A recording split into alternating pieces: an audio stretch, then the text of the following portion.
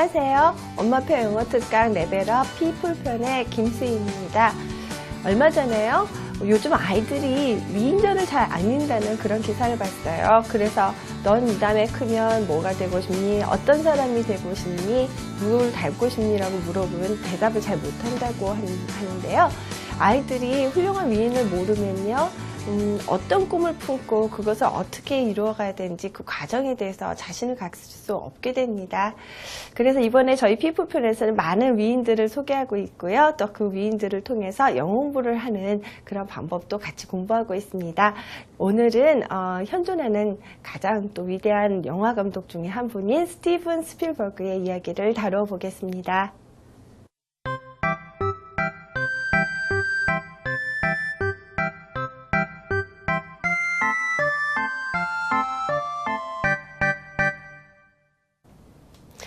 네, 어머니들 중에 아마 스티븐 스필버그의 영화를 한 편도 안 봤다고 하신 분은 없으실 거예요. 어머니들 뿐만 아니라 지금 지구상의 문명국가에 있는 어른들 중에서 스필버그의 영화를 보고 또 느끼고 그렇게 안 하신 분이 안 계실 정도로 영향력이 큰 분이죠. 스티븐 스필버그는 이렇게 생기셨죠.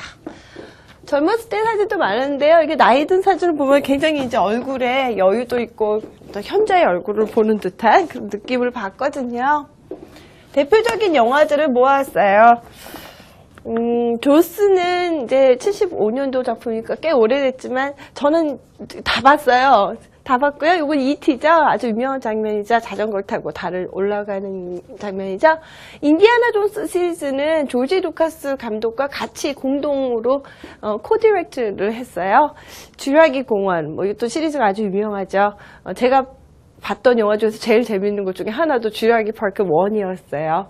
신들러 리스트는 흑백으로 찍은 영화인데요. 그 2차 세계대전 때 홀로코스트의 그 얘기를 다룬 거죠. 흥행으로 하면 가장 돈을 많이 번 감독이에요. 현존하는 감독 중에서 제일 돈도 많이 벌고 가장 뭐랄까 파워풀한 그런 감독인데요. 상은 이 작품들 모두 이거 외에도 컬러 퍼플이라고 왜 오프라 윈프리도 나왔던 컬러 퍼플 영화도 만들고 했지만 상을 좀 못 탔어요. 그래서 작품성보다는 흥행이 먼저인 감독이다 그런 얘기도 들었지만 이제 신들러 리스트에서 최우수 감독상 타고 그다음에 이제 베스트 픽처도 타고 여기는 사진은 않는데요. 그다음에 이제 라이언 일병 구역이라는 그런 영화도 있었죠. 거기서도 영화를 5개 아카데미상을 탔어요. 그래서 지금으로서는 타의 추종을 불허하는 그런 감독이 되었죠. 그래서 역시 영화인인 만큼 이제 영화를 주제로 한 그 테마 그리고 이 영화 중에서 공룡, 홀로코스트 그런 얘기들을 좀 해보려고 합니다.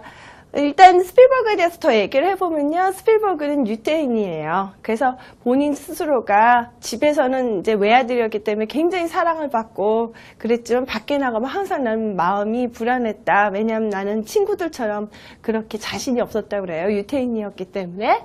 그리고 어릴 때부터 아버지가 가지고 있던 소형 카메라를 갖고 영화를 찍기 시작했어요. 그래서 어떻게 보면 일찍부터 자신이 가야 갈 길을 너무 빨리 깨달은 사람이고 또 일찍부터 자기가 그 길을 갖다가 훈련을 스스로 했던 케이스예요. 이미 12살 때 이제 본인이 스크립 쓰고 배우까지 캐스팅까지 해가지고 영화를 만들었고요. 이제 15살 때 그때는 2시간짜리 영화를 이미 만들었어요. 근데 이제 어땠냐면 이제 부모의 전폭적인 지지 케이스를 보여준 게 아들이 영화를 만드니까 그 아버지가 동네에 있는 영화관을 통째로 빌렸어요. 그래서 그 영화를 최초로 상영을 시켰죠. 이제 사비 상영인데 그게 뜻밖의 첫날 하루 영화 상영 기간 동안에 들인 제작비를 다 뽑았다고 그래요. 큰 돈은 안 들였을 테니까요. 그래서 500불을 갖다가 하루 만에 다 벌어서 그 아들한테 영화를 해서 내가 사람들한테 인정받고 돈을 벌 수 있다. 그걸 이제 깨닫게 해줬다고 그래요. 그러니까 그 아버지도 참 대단하죠. 아들이 영화를 만들었다니까 동네에 가서 동네 극장한테 다 내리고 우리 아들 거 상영해 달라고 했던 그 아버지도 참 대단하셨던 것 같아요. 스필버그는 공부를 그렇게 썩 잘한 케이스가 아니에요. 스필버그가 남긴 말 중에서 이제 굉장히 유명한 말이 있는데 사람은 항상 같지 않다. 사는 동안 늘 다른 사람이다라고 얘기를 했거든요.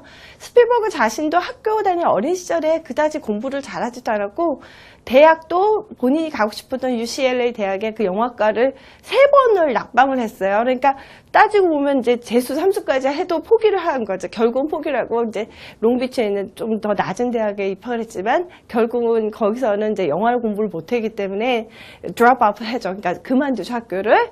그 다음에 이제 그 유니버설 스튜디오에 가서요, 이제 혼자 영화, 이렇게 이런 모자 쓰고 영화 감독인 척하고 다니면서 감독이 아닌 상태에 있을 때 그 영화 촬영하는 걸 직접 현장에서 보고 거기 스튜디오에 어떻게 빈방 하나가 있는 걸 알았는지 거기서 아예 기겁까지 했던 그 대담한 그런 사람이었어요. 나중에 물론 이제 본인이 아무것도 아니라는 거 때문에 이제 쫓겨나고 그런 일도 있었지만 결국은 단편 영화가 만들었던 이제 단편 영화가 베니스 영화제에서 단편 영화 수상을 하면서 이제 당당하게 그 유니버설 스튜디오에 고용이 돼서 자기 스튜디오를 갖게 되죠.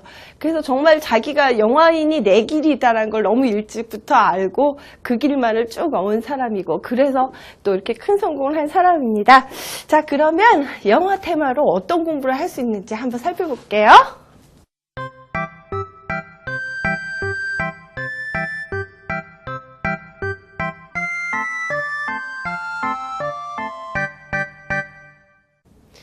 무비라는 단어를 처음 배우는 아이들한테 무비 10번 써 그렇게 하면 굉장히 따분하죠. 얼마나 재밌는 테마인데요.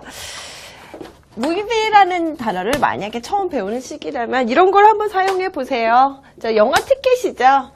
오늘 우리 예를 들어서 재밌는 라푼젤을 빌려다 보자 그런 얘기가 나왔을 적에 그냥 말로만 하지 말고 엄마가 이런 걸 한번 애들한테 줘보세요. You are invited to a movie party. 자, 영화 파티에 오게 됐다.